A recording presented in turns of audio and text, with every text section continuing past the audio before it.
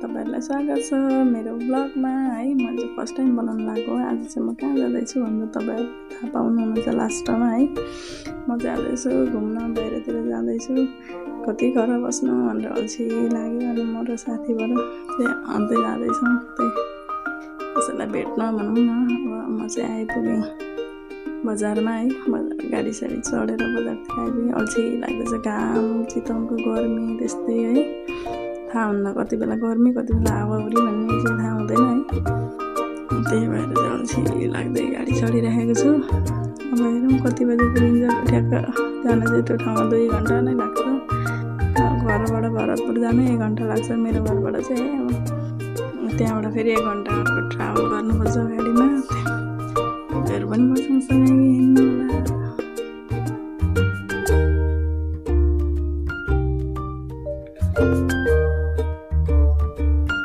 आज म आइपुगेँ, भरतपुर आइपुग्न लागि है। राम्रो छ ठाउँ भरतपुर, एकदम सफा छ। अब चाहिँ भरतपुर पुग्न आँटिसक्यो। यो चाहिँ हाम्रो भरतपुर है। भरतपुर एकदम राम्रो लाग्छ मलाई चाहिँ। आफू भए यहीँ बसेको भएर होला मलाई धेरै राम्रो लाग्छ। भरतपुर चितवन भनेपछि गर्मी चाहिँ गर्मी नै हुन्छ।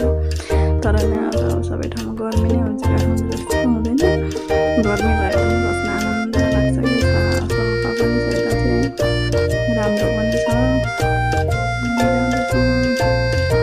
हिँड्दैछौँ हेर्दैछौँ रमाइलो। गर्मी चाहिँ बेसरी नै गर्मी छ, हिँड्न नपरे नि हुन्छ जस्तो। घाम चर्किन्छ यहाँ चाहिँ है, एकदम धेरै गर्मी छ।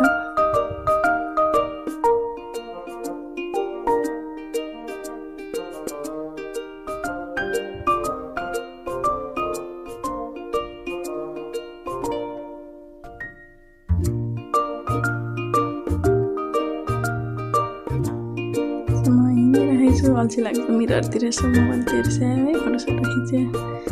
अल्छी लाग्छ कि साथी भएर पनि बोल्दै बोल्दै हो। साथी भेट भएको छैन, साथीलाई भेट भएपछि चाहिँ बोल्दै बोल्दै गफ गर्दै जाने। यसो बाहिरतिर हेर्दै गफ हुन्छ नि त अब।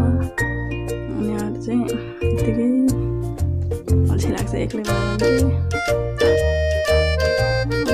मलाई चाहिँ लास्टै नै अल्छी लाग्छ है। म चाहिँ भाडा मिलाउँदैछु, पैसा दिनु पर्यो। हाम्रो घरबाट चाहिँ 70 रुपियाँ हुन्छ।